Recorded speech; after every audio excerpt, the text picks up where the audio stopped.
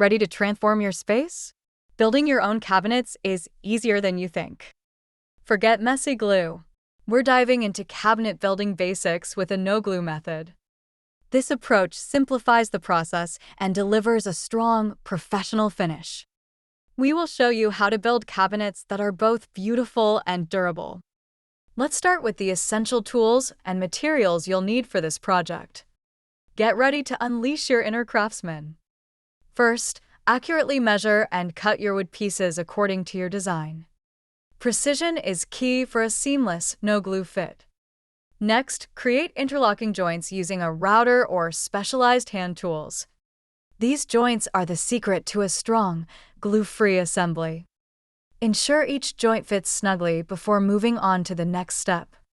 This meticulous approach guarantees a professional result. Now, assemble the cabinet frame by interlocking the prepared joints. No glue means you can easily disassemble and adjust if needed. Use clamps to secure the frame while you work. Double-check all corners for squareness to ensure a professional finish. Add backing and shelving using similar interlocking techniques. Watch your dream cabinet take shape. Finally, add doors and hardware to complete your custom cabinet.